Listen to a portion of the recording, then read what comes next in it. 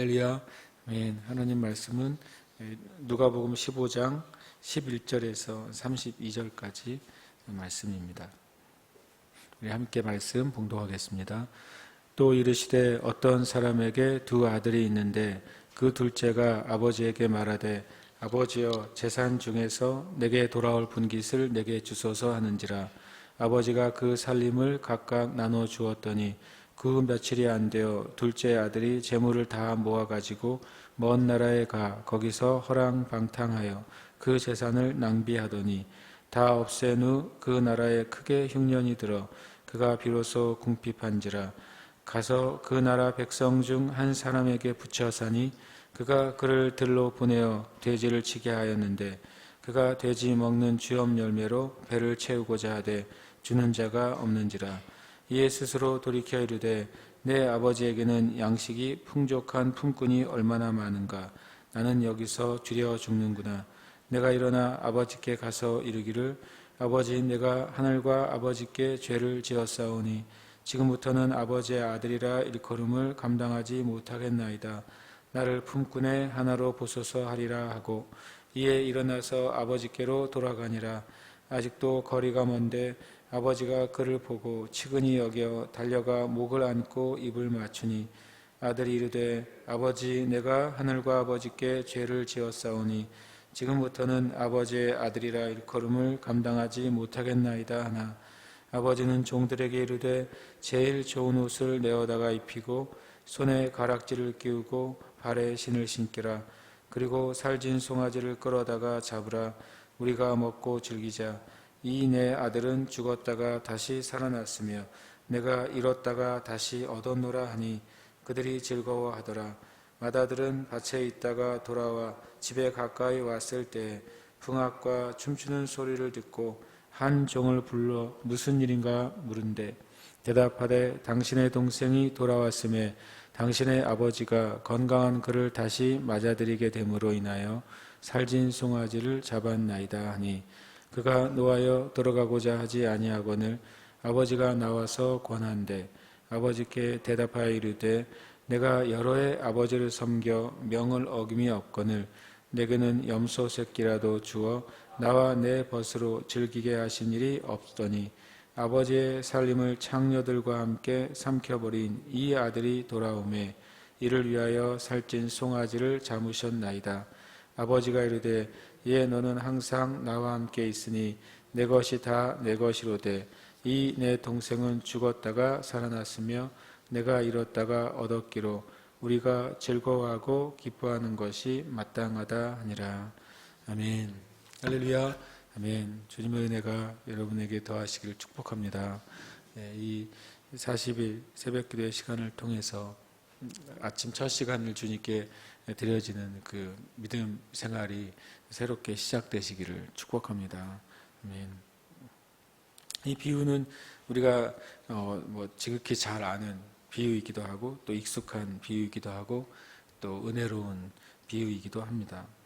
예수님의 이제 세 가지 비유가 이제 그 양 100마리 중에 잃은 양 1마리, 10드라크마 중에 잃어버린 1드라크마, 그 다음에 두 아들 중에 잃어버렸다가 되찾은 이 아들. 이 비유는 한 가지 질문에 대한 응답이죠. 15장 2절에 보면 이 사람이 죄인을 영접하고 음식을 같이 먹는다. 이것은 주님께 직접적인 이제 질문은 아니었지만 그들끼리 이 예수님이 이렇게 죄인들 영접하고 같이 함께한다고 이렇게 불평하고 있고 하는 그것을 이제 그 불평에 대한 답으로서 세 가지 비유를 말씀하세요. 그런데 이제 첫 번째 비유에서는 100분의 1이죠. 100마리 중에 1마리를 잃어버렸어요. 두 번째로서는 10분의 1이죠. 10마리가 아니라 10드라크마 중에 1드라크마를 잃어버리죠. 그 다음에 세 번째로는 2분의 1이에요. 어떤 사람에게 두 아들에게 있는데 그 중에 한 아들을 잃어버린 거죠. 같은 답을 주님이 큰 의미에서는 반복적으로 말씀하시면서 자꾸 이제 관점을 줄여 가세요. 양에서 돈에서 사람으로. 그래서 이 세 비유는 굉장히 통합적이죠. 사람이 사람에게 있어서 중요하게 여기는 것 세 가지. 하나는 이 동물은 재산이죠. 어떤 전체의 내 삶을 지탱하는 어떤 재산이고 그 삶을 의미하죠. 돈은 우리의 그 가지고 있는 필요나 가치 그런 것을 또한 의미합니다. 어제 나눈 것처럼 또 이 열 드라크마는 이 여인에게 있어서는 결혼의 증표, 사랑의 또한 증표이기도 하고 또 사람은 또 가장 우리에게 소중한 존재가 우리 자신이기도 하고 사람이기도 한 것입니다. 이렇게 주님의 진리는 모든 영역에서 동일하게 적용된다는 것을 또 말씀하고 있고 또 100 중에 하나든 10 중에 하나든 둘 중에 하나든 하나님에게서는 이런 구원받는 영혼에게 있어서는 사람의 그 수나 사람이 보는 가치와 상관없이 하나님은 동일하게 그 영혼들을 소중히 여기신다라고 하는 사실을 우리에게 이제 말씀해 주고 있습니다. 그런데 또 이 세 비유의 결론은 또한 같죠. 결론은 뭐냐면 회복과 잔치예요. 회복이 일어나고 또 잃은 것을 다 되찾게 되고 그 되찾은 것 때문에 생기는 기쁨으로 말미암은 잔치가 세 비유 모두 다 잔치하고 있는 거죠. 그러니까 결론이 같은 결론을 궁극적으로는 가지고 있습니다. 그리고 이제 세 비유의 내용은 또 다 영적인 내용입니다. 15장 7절과 11절은 다 죄인 한 사람이 회개하면 그것이 하나님 나라에 또 하나님께 큰 기쁨이 된다는 것이고 또 오늘 32절에 보면 이 죽었다가 살아났다 이렇게 표현합니다. 32절 내 동생은 죽었다가 살아났으며 잃었다가 얻었다. 그래서 이 세 비유 모두 다 영적인 그 생명에 대해서 영적 생명에 대해서 말씀하시는 비유가 됩니다. 어쨌든 이 세 가지는 차이가 있다면 그 100마리 중에 한 마리 양은 찾아다니죠. 그리고 돈은 집안을 쓸고 일일이 찾으면서 그 중에서 찾아내죠. 사람은 어떻게 합니까? 사람은 기다리는 거예요. 돌아올 때까지 기다리고 있죠. 아버지가 아들을 기다리고 있습니다. 그래서 이 마지막 비유에 있어서는 어떤 양이나 또는 돈과 같은 것들은 우리가 수고하고 찾아서 다시 되찾을 수 있는 것처럼 또 우리가 복음을 전하고 교회가 영혼들을 위해서 또 수고하고 주님께 순종할 때 그 영혼들이 돌아온다는 측면을 말씀해 주시고 또 한편은 세 번째 비유는 그 하나님과 모든 잃어버린 영혼들과의 관계에 있어서는 하나님은 그 영혼들이 돌아오기를 정말로 기다리고 계시고 그래서 결국에는 그 영혼들이 이 첫 번째 목자이든 두 번째 여인이든 세 번째 기다리는 아버지든 이렇게 그 사랑을 나타낼 때 결국에 반응은 누가 해야 되냐면 돌아와야 될 그 한 사람 한 사람이 하나님께 반응해야 된다는 것을 또 우리에게 보여주고 있습니다. 그런데 이제 이 탕자의 비유를 읽을 때 한 가지 또 이제 좀 한두 가지 이렇게 하면 다시 봐야 될 영역이 있어요. 첫 번째로는 12절에 보면 그 둘째가 아버지에게 말하되 아버지여 재산 중에서 내게 돌아올 분깃을 내게 주소서. 이것은 굉장히 당돌하기도 하고 또 무례한 하나님 아버지에 대한 부탁이죠. 왜냐하면 아버지가 아직 돌아가시지도 않았는데 유산을 달라고 하는 것이니까. 그러니까 이 11절과 12절 사이에 우리가 짐작할 만한 내용이 있다면 이 둘째 아들이 무엇인가 아버지와 함께 있는 것에 대해서 불만족하게 생각하고 자기는 더 큰 세계 그리고 더 행복한 어떤 다른 곳이 있다고 여기게 된 것이죠. 그것이 어디로부터 왔는지는 우리는 알지 못하지만 분명히 그 먼 나라로부터 온 소식도 새로운 어떤 기쁨과 즐거움이 있을 거라고 하는 그 메시지를 이 둘째 아들이 받아들인 거예요. 그것이 이제 세상에 대한 메시지이고 세상과 세상에 있는 것들에 대한 사랑이죠. 그런 사랑으로 비롯돼서 그 아버지에게 실은 엄청 무례한 요구를 하게 돼요. 아버지가 돌아가시면 또 받게 될 유산을 달라고 하죠. 근데 그 아버지 둘째 아들의 그 무례함도 있지만 여기서 보면 첫째 아들도 여기에 나타나요. 12절에 보면 첫째 아들은 어떻게 나타나죠? 아버지가 그 살림을 각각 나누어 주었어요. 그러니까 이 탕자라고 불려지는 그먼 나라로 간 아들에게만 아버지가 재산을 떼어준 게 아니에요.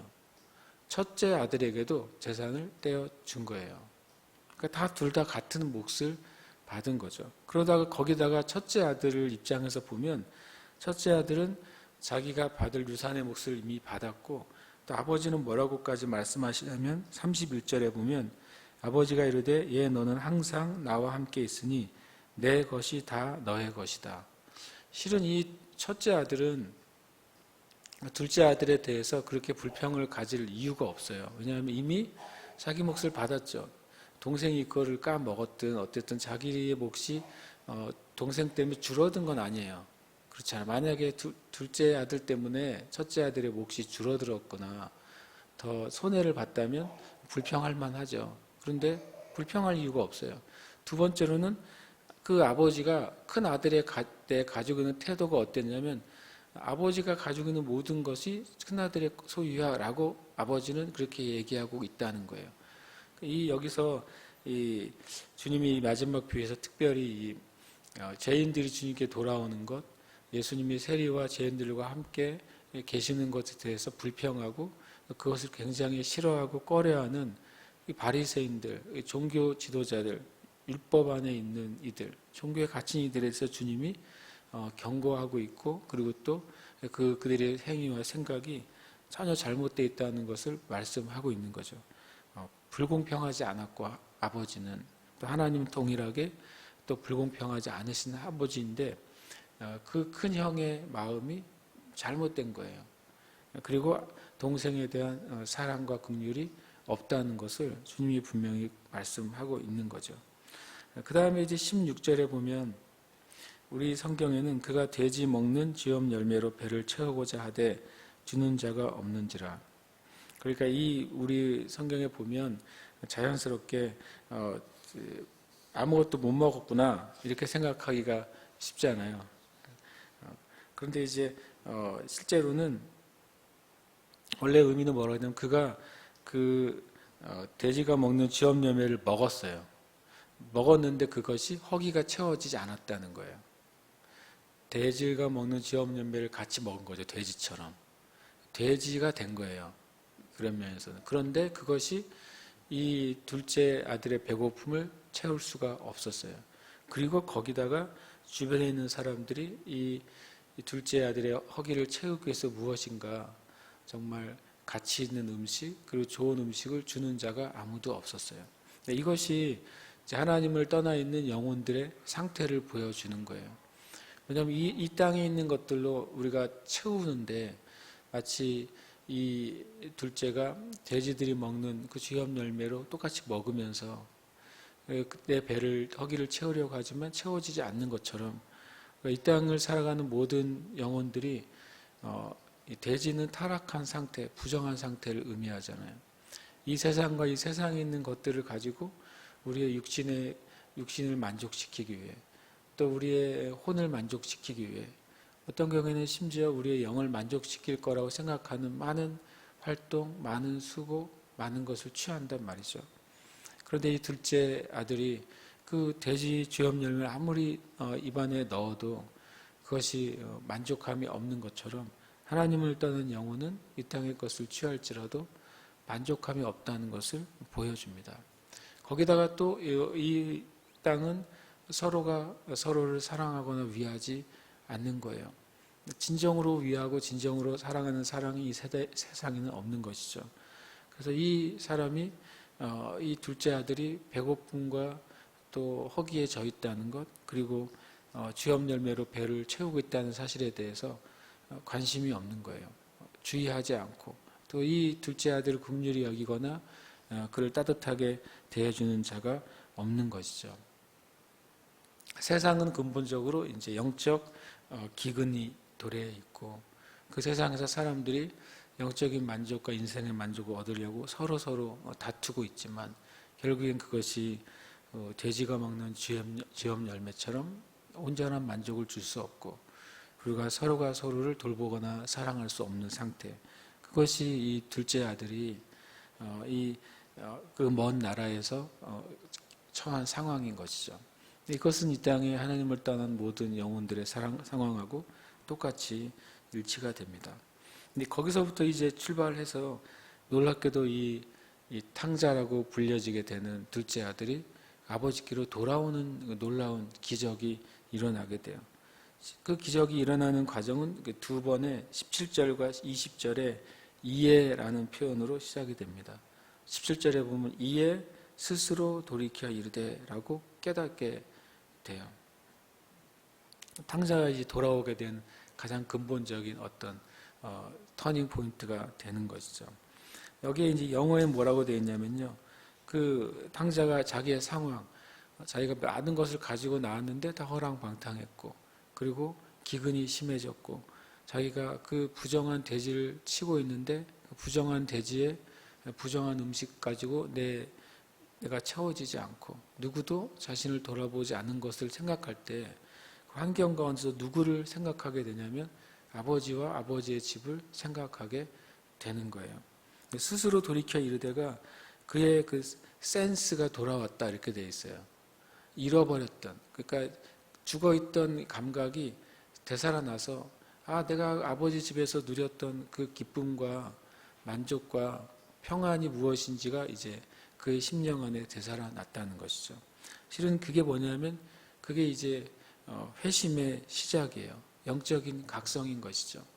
우리의 영적인 현실의 비참함, 죄의 비참함, 그 악의 그 상태를 우리가 볼 때 하나님께서는 우리의 심령에, 우리의 양심에 깨닫게 하신다는 거예요.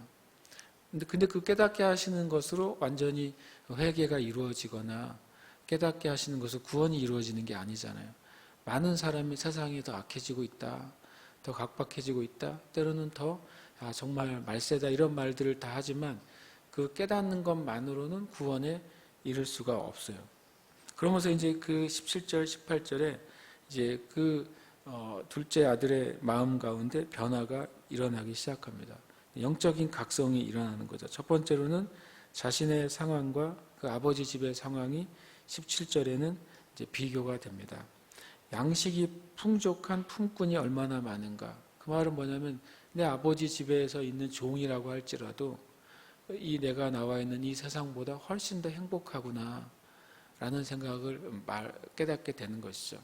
예수님께서 이런 말씀을 하셨어요. 이 여자가 낳은 자 중에 세례 요한보다 더 큰 자가 없다. 그런데 하나님의 나라에서는 그 세례 요한의 영광도 아주 작은 것이다. 이 땅에서 이 보이는 세계에서 세상의 영광 가운데 가장 영광스러운 것도 하나님 나라의 영광에 비하면 아주 작은 것이라는 것을 말씀하시죠. 이 아들이 나는 여기서 줄여 죽고 있고 그리고 아버지 집의 종들도 풍족하다는 사실을 깨닫게 됩니다. 무엇이 정말 영적인 만족과 영생의 기쁨인지, 그리고 육신의 요구와 육신의 쾌락이 얼마나 작은 것인지를 깨닫고 각성이 일어나요. 그 다음에 18절에 이제는 마음의 변화가 일어납니다. 내가 아버지께 가서 죽겠다 이런 개념이에요. 내가 아버지께 가다가 죽을지라도 그게 낫겠구나. 혹은 가서 내가 아버지 집에 종으로 내가 있어도 지금보다는 낫겠구나. 이런 이제 생각의 변화가 일어납니다. 그리고 이제 20절이 중요하죠. 왜냐하면 우리가 영적인 그 깨달음이 있고 영적인 각성이 있고 내 마음의 내적인 변화가 일어났다 할지라도 온전한 회심은 실제로 행동하는 것에서 나타나는 거예요. 실제로 돌이키는 것이 온전한 회심인 것이죠. 20절에 이에 일어나서 아버지께로 돌아가니라. 분명히 이 아들은 아버지께로 돌아가는데 필요한 여행 경비가 당연히 없을 거예요. 왜냐하면 모든 것을 잃어버렸으니까. 그리고 여행 중에 필요한 음식도 충분하지 않을 거예요. 왜냐하면 일하는 동안에도 충분한 음식을 얻지 못했을 테니까. 그러나 이 아들의 마음의 결심은 그 아버지께 가는 것이 나에게 훨씬 더 가치 있고 유익하다는 사실을 결론을 내린 거죠. 그래서 실은 이 아들이 원한 건 다시 휘황찬란한 세상 삶을 다시 찾기 위한 게 아니라 정말 어떻게 보면 마음속에 깊이 있는 그 갈망을 쫓아서 순종한 것입니다. 일어나서 아버지께로 돌아가리라 그러면서 돌아가죠.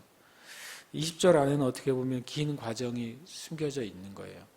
일어나서 돌아갑니다. 그러면 돌아오는 동안에 그 나라의 사람들로부터 얼마나 많은 조롱이 있겠어요. 마치 저는 이제 20절 말씀이 뭐 같다고 느껴졌냐면 선로역정 같다고 느껴졌어요. 돌아가는 거죠. 그 어둠의 도성, 죄의 도성에서 빠져나와가지고 다시 아버지의 집으로 돌아오는 거죠. 그렇게 돌아오고 있어요. 그런데 아직도 거리가 먼데 아버지가 그를 보고 측은히 여겨 달려가 목을 안고 입을 맞추니 20절에 대한 많은 유대 전통에 대한 해석, 율법적인 해석이 많이 있어요. 그러나 그런 것들을 일일이 말하지 않더라도 분명히 아버지는 이 아들이 오기를 날마다 기다렸다는 사실을 우리는 여기서 알 수 있고, 그리고 그 아들을 볼 수 있는 어떤 장소, 어떻게 보면 가장 멀리까지 볼 수 있는 그 장소에서 아버지가 항상 이 아들을 돌아오기를 지켜보고 있었다는 것이죠. 그리고 아버지는 이 아들이 돌아올 수 있다는 그런 소망과 신뢰를 가지고 있었다는 거예요. 그래서 계속 기다리고 있었고, 그 아들이 보였을 때 아들이 오기 전에 먼저 달려나가서 사랑을 회복하시죠. 어떻게 보면 주님 이미 이 아들을 맞이하는 그 아버지의 모습과 행동에서 이미 용서하시고, 그리고 또 다시 받아주시는, 회복하시는 은혜가 있다는 것을 우리가 보게 됩니다. 21절은 아들의 태도예요. 우리가 주님께 돌아갈 때, 또 우리가 회개할 때 항상 우리는 회개하면서 뭔가를 더 주세요라고 하는 태도가 아닐 거예요. 정말 우리가 주님 앞에 받아들여지는 것, 나의 죄가 용서되고 깨끗하게 되는 것, 그것만으로도 아마 회심한 심령의 마음에는 그것만을 원할 겁니다. 그것이 21절의 아들의 태도죠. 그때 22절은 굉장히 재밌는 게, 22절은 아들의 말을 마치 듣지 않는 것 같이 행동해요. 그 아들의 말에 대한 답이 없어요. 아버지는 아니야, 나는 그래도 너를 다시 아들로 받아줄 거야, 이런 말도 없어요. 내가 너를 사랑하고 용서한다, 이런 표현도 실은 성경적으로는 없고, 다만 아버지는 그냥 종들에게 명령하기 시작하죠. 제일 좋은 옷을 내어다가 입혀라. 이것은 그 지위를 회복해 주는 거예요. 그리고 손에 가락지를 끼웁니다. 그것은 그 권리를 회복해 주는 것입니다. 권세어를 회복해 주는 것이죠. 발에 신을 신기라고 하는 것이죠. 그가 다시는 상처받지 않고, 그리고 또 어렵지 않도록 그를 보호해 주시는 거예요. 옷을 입혀주고 가락지를 끼워주고 신발을 신겨주는 것을 통해서 아들이 떠나갔던 그 전으로 다시 완전한 회복을 주는 것이죠. 하나님은 우리가 주님께 돌아올 때 조금 회복하시는 분이 아니라 완전히 회복하시는 분이에요. 그래서 주님의 은혜로 우리가 예수님을 믿고 거듭날 때 실은 주님이 우리를 창조하신 그 원래의 모습으로 완전히 회복하시는 것이 바로 하나님 아버지이신 것이죠. 그 은혜가 바로 오늘 이 비유 가운데 있습니다. 그리고 아버지의 고백이 뭐냐면, 이제 죽었다가 다시 살아난 아들, 잃었다가 다시 얻었기 때문에 우리는 잔치해야 된다라고 하는 겁니다. 천국이 왜 즐거운 곳일까? 천국을 왜 소망하는 곳이, 소망이 될까라고 생각해 볼 때 이 말 때문이에요. 하나님 아버지가 이 땅에 있는 모든 영혼들에 대해서 그들이 죽었다가 다시 살아났고 잃었다가 다시 얻은 자녀로 여기시고, 그것 때문에 열리는 잔치가 천국이기 때문에, 천국은 정말로 기쁨과 정말 그 하나님의 은혜가 가득하다는 것을 우리는 믿게 되는 것이죠. 그때 이제 큰 아들의 문제가 하나 발생합니다. 그래서 그 아버지는 잔치를 시작했어요. 이미 큰 아들이 돌아오기도 전에 잔치를 했어요. 이게 참 재밌어요. 먼저 이방인들이 주님께 돌아오잖아요. 먼저 이방인들이 하나님 나라의 잔치에 참여를 하는 거예요. 이 큰 아들은 그것도 모른 채 자기의 일을 하고 있어요.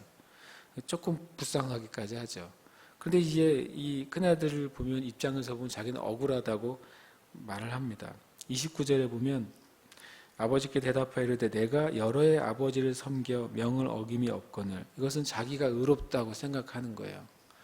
마치 유대인들이 또 사두개인과 바리새인들이 자신들이 저 이방인들보다 자신들이 세리와 죄인보다 의롭다고 생각하는 거예요. 나는 명을 어기지 않고 율법을 지켰다. 그런데 이것이 얼마나 불쌍한 태도냐면요. 한글 성경에는 여러의 아버지를 섬겨 이렇게 표현되고 있어요. 세번역 성경에 보면 나는 이렇게 여러 해를 두고 아버지를 섬기고 있고 라고 표현해요. 그런데 이 영어나 본문에는 뭐라고 되어 있냐면요. 내가 종으로서 이렇게 되어 있어요. 그러니까 큰아들의 자기의 자아가 자기가 자신을 뭐로 여기고 있냐면요. 종의 한 사람으로 여기고 있는 거죠. 이게 굉장히 재미있는 이제 표현인데, 돌아온 탕자는 저는 아들이 아니라 이제 종으로 차라리 여겨주세요라고 말하잖아요. 근데 아버지는 그것에 전혀 개의치 않고 돌아온 탕자를 그냥 다시 아들로 그냥 받아들여 주셨어요. 그런데 오랜 시간 아버지 곁에 있었던 큰 아들은 자신을 뭐로 여기고 있어요? 종으로 여기고 있어요. 종의 영성이에요. 우리가 하나님을 믿는데 종의 영성이 있고 아들의 영성이 있단 말이죠. 자녀의 영성이 있다는 거죠. 우리가 성령이 우리에게 임하시면 하나님을 뭐라고 부른다고요? 아바 아버지라고 부른다 그랬잖아요. 진짜 거듭남은 내가 하나님을 바라보는 것, 그리고 하나님에서 나를 바라보는 그 영성이 중요한 게 자녀의 영성을 갖게 되는 거예요. 그런데 우리가 하나님을 믿는다고 하고 그리고 또 신앙생활을 하는데 잘못하면 율법과 종교 안에 우리가 있게 되면 이 종의 영성을 갖는 거죠. 하나님을 섬기면서도 하나님의 은혜 아래 있으면서도 이 큰아들이 그랬던 거예요. 작은 아들이 떠나가니까 괘씸하죠. 그러니까 자신은 어떤 책임감과 의무감을 가져야 나라도 아버지를 위해서 살아야 되겠다. 나라도 아버지께 순종해야 되겠다. 그런데 아버지는 그 큰 아들을 똑같이 작은 아들처럼 사랑하시죠. 종으로 여기지 않으십니다. 그리고 이제 아버지는 내 것이 다 너의 것이니까 실은 아버지 입장에서는 큰 아들이 날마다 잔치해도 좋은 거예요. 그래도 아버지는 이 큰아들을 나무랄 이유가 없으신 거예요. 근데 이 큰아들이 스스로 종이 되어버리고 스스로 자기가 이렇게 자기 자신을 낮춰버리면서 스스로 자기를 깎고 있었던 것이죠. 거기에 대해서 또 놀랍게도 아버지가 이 큰아들을 또 책망하시지 않아요. 놀랍게도. 하나님은 참 좋으신 분이에요. 31절에 이렇게 말합니다. 너는 항상 나와 함께 있으니 내 것이 다 너의 것이다. 라고 하나님 아버지의 태도가 무엇인지 유대인들이 바리새인들 사두개인들이 주님을 떠나더라도 하나님 아버지께서는 그들을 향한 사랑을 절대로 버리지 않으셨던 것이죠. 분명히 하나님은 똑같이 하나님 앞에 율법적이고 종교적이고 마음이 굳어버리고 강팍한 이들도 사랑하셨고 그리고 세리와 창기와 많은 죄인들이 돌아온 것에 있어서도 하나님 아버지는 정말 무제한적으로 사랑으로 받아주신 것을 예수님이 말씀하고 계세요. 그러면서 32절에 이 내 동생은 죽었다가 살아났으며 내가 잃었다가 얻었기로. 이것도 굉장히 되게 반대의 표현을 가지고 있는데요. 30절에 보면 아버지의 살림을 창녀들과 함께 삼켜버린 이 아들이잖아요. 영어에 뭐라고 되어 있냐면 your son이라고 되어 있어요. 당신의 아들. 자기 동생을 당신의 아들이라고 말해요. 그랬더니 아버지는 또 그 말에 부응하는 것처럼 너의 동생이라고 말을 해요. 그러니까 유대인들이 세리와 창기와 죄인들은 자기가 같지 않다고 여기는 거예요. 그들은 이방인이고 그들은 지옥 갈 자들이다 라고 말하는데 하나님은 그 세리와 창기들이 너의 형제야 라고 말씀하신다는 거죠. 그래서 예수님은 그것을 삶으로 보여주신 거예요. 이방인들을 바로 예수님이 너희들은 나의 친구다 이렇게 말씀하시잖아요. 너희들은 더 이상 종이 아니요 나의 친구고 나와 함께 하나님 나라의 비밀과 하나님 나라의 즐거움을 나눌 수 있는 자들이다 라고 말씀하세요. 네, 그렇게 보면 정말 이 탕자의 그 비유는 정말 그 하나님 아버지의 그 은혜와 사랑, 정말 무제한적인 용납과 용서를 정말 보게 해주고 느끼게 해주고 있어요. 그리고 우리 자신도 우리 자신이 이제 이 첫째 아들이 돼서는 안 되는 거죠. 우리 자신이 그 아버지 하나님 마음을 알고 같은 마음으로 이 땅에 있는 수많은 영혼들, 하나님을 떠나 있는 영혼들, 또 하나님을 대적하는 영혼들, 하나님과 원수처럼 살아가는 그들도 우리의 형제예요, 자매다. 하나님이 사랑하시고 돌아오기를 정말 기다리시고, 그리고 이 땅에 있는 교회가 먼저 주님의 자녀된 주님의 백성들이 그 영혼들을 향해서 사랑과 긍휼의 마음을 가지고 하나님 아버지의 마음을 가지고 그들을 구원해 내기를 주님이 정말 원하시는 것이죠. 함께 이 시간 기도하겠습니다. 우리 안에 하나님 아버지의 마음을 먼저 우리가 정말 느끼고 경험하게 해주세요. 큰 아들이 그 하나님 아버지, 그 아버지의 사랑이 나에게도 동일하게 있다는 사실을 그 비유에는 안 나오지만 알게 된다면 얼마나 그 둘째 아들이 회개한 것 이상으로 회개할 것 같아요. 왜냐하면 유대인들이 주님께 돌아오면 그렇게 되지 않겠어요? 그들이 가지고 있었던 오해, 하나님 아버지에 대해 가지고 있었던 오해, 예수 그리스도에 대해 가지고 있었던 오해, 그들이 생각하는 이방인들이라고 하는 수많은 온 세계 사람들이 가지고 있던 오해에 대해서 하나님 아버지 앞에 엄청 회개할 거라는 생각을 제가 갖게 됐어요. 그래서 주님 우리 안에 아버지 하나님의 마음을 품게 해 주시옵소서. 우리가 주님 앞에 교만하게 서 있지 아니하고 겸손하게 하나님 아버지의 사랑 앞에 우리가 엎드리고 또 사랑 앞에 정말 우리가 온전히 그 품에 안기는 은혜를 허락해 주시옵소서. 시간 기도하겠습니다.